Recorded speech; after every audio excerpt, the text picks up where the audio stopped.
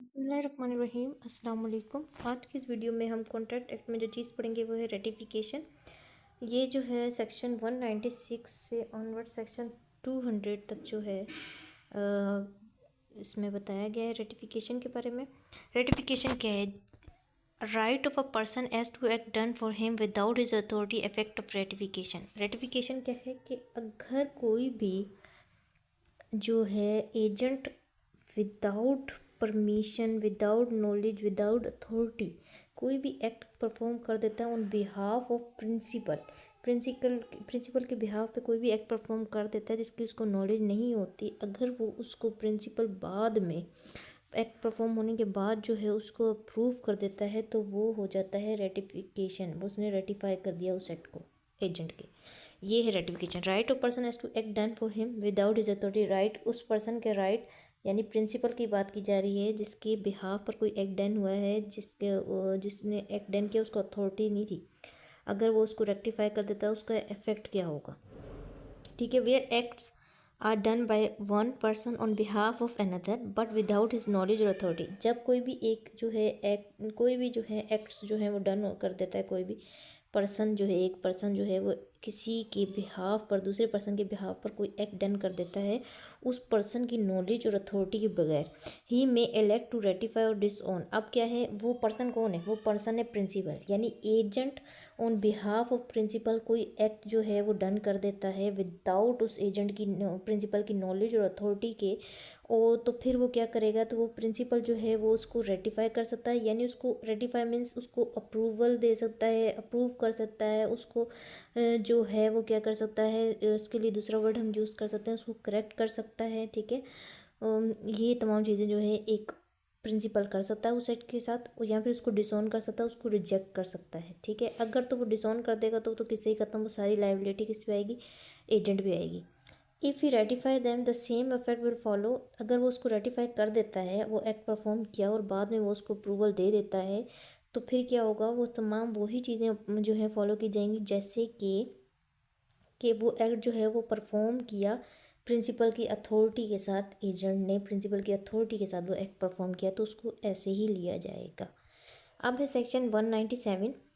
अब इसमें ये बताया गया है कि रेटिफिकेशन जो है वो दो तरह से हो सकती है, एक्सप्रेसली भी हो सकती है और इम्प्लाइडली भी हो सकती है। रेटिफिकेशन मे बी एक्सप्रेस्ड और may be implied in the conduct of the person on whose behalf the acts are done, यानी जिसके बिहाफ पर कोई एक्ट्स जो हैं एजेंट ने डन किए हैं तो उस प्रिंसिपल ने कैसे रेक्टिफाई करना है उस एक्ट्स को।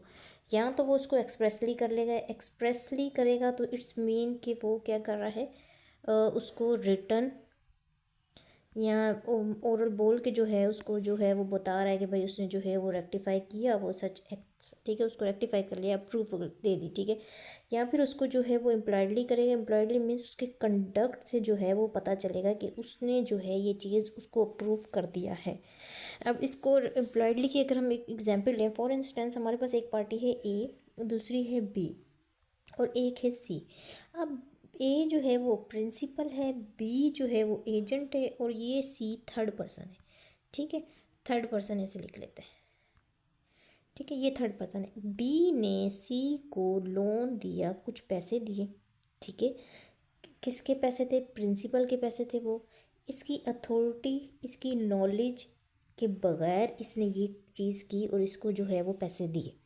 अब जो थर्ड पर्सन है सी, इसने ए को जब वो रिटर्न किए तो विद इंटरेस्ट वो पैसे रिटर्न कर दिए। अब ए ने वो पैसे यहाँ पर खुद ही उससे लेके रख लिए। इट्स मीन उसने इसके बी के इस एक्ट को जो है वो क्या किया, रेक्टिफाई किया, अप्रूवल दे के ठीक किया उसने काम, उसने अप्रूवल दे दी। ठीक है। तो ये उसने क्या किया, ब्लाइंडली रेटिफिकेशन की। अब हमारे पास सेक्शन जो आ जाता है वो है 198।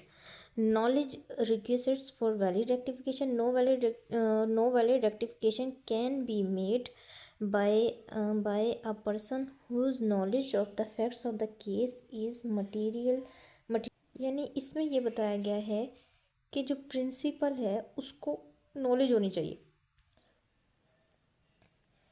उसको सारे उस मटेरियल जो उसने एक्ट परफॉर्म किया है, मटेरियल फैक्ट्स उसके पता होने चाहिए उस कॉन्ट्रैक्ट के, जो भी एजेंट ने प्रिंसिपल के बिहाफ पे किया है, उसको वो तमाम चीज़ें पता होनी चाहिए, ठीक है। उसमें कोई भी चीज़ उससे छुपी हुई नहीं होनी चाहिए, जो है डिफेक्टिव नहीं होनी चाहिए, ठीक है, मटेरियली डिफेक्टिव नहीं होनी चाहिए। अगर प्रिंसिपल ये प्रूव कर देता है कि उसकी नॉलेज में जो चीज़ें बताई गई वो सही नहीं बताई गई, मटेरियल डिफेक्टिव थी, तो इस तरह की कोई भी रेक्टिफिकेशन जो है वो बाद में जाके इनवैलिड हो जाती है, वैलिड नहीं रहती, ठीक है, उसका स्टेटस इनवैलिड हो जाता है।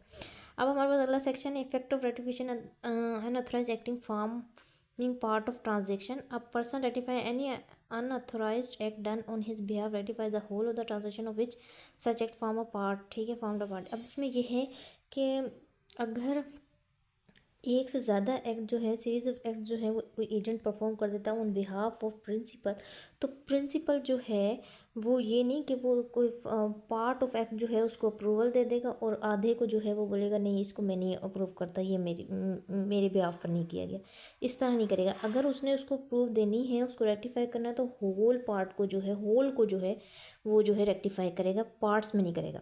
इसके बाद हमारे पास सेक्शन 200 आ जाता है, rectification of unauthorise act can not injure third person, an act done by one person on behalf of another without such person authority, which if done with authority would have the effect of the subjecting a third person to damage or terminating any right of the interest of the third person cannot be rectification be made to have such effect। अगर कोई भी act ऐसा किया जाता है, ठीक है, ऐसा एक्ट जो है वो किया जाता है जिससे थर्ड पार्टी को नुकसान पहुंचने का अंदेशा हो, ठीक है। अगर थर्ड पार्टी जो है, एक सेकंड, थर्ड पार्टी के इंटरेस्ट जो हैं वो इफ़ेक्ट हो रहे हैं उस अप्रूवल से, रेक्टिफिकेशन से, तो ऐसी रेक्टिफिकेशन प्रिंसिपल ऐसी रेक्टिफिकेशन नहीं करेगा। अगर एजेंट के किसी काम से प्रिंसिपल को ये पता लगता है कि अगर ये जो है किया जाएगा तो थर्ड पर्सन के राइट्स जो हैं वो इन्फ्रिज होंगे, इंजरी होगी, तो वो इस तरह की रेक्टिफिकेशन नहीं होगी। और इसमें रेटिफिकेशन में रेस्ट्रोपेक्टिव इफेक्ट होता है इसका, और ये लाइबिलिटी तब राइज होती है जब एजेंट जो है जिस दिन से जो है उसने वो काम किया होता है, कॉन्ट्रैक्ट में एंटर हुआ होता है, उस डेट से जो है, उस डेट से जब से एजेंट ने काम किया उस डेट से ये जो है इसकी लाइबिलिटी प्रिंसिपल की जो है वो राइज हो जाती है। ऐसा नहीं कि जब उसकी नॉलेज में आएगा प्रिंसिपल तब नहीं, इसका रेस्ट्रोपेक्टिव इफेक्ट होता है, ठीक है।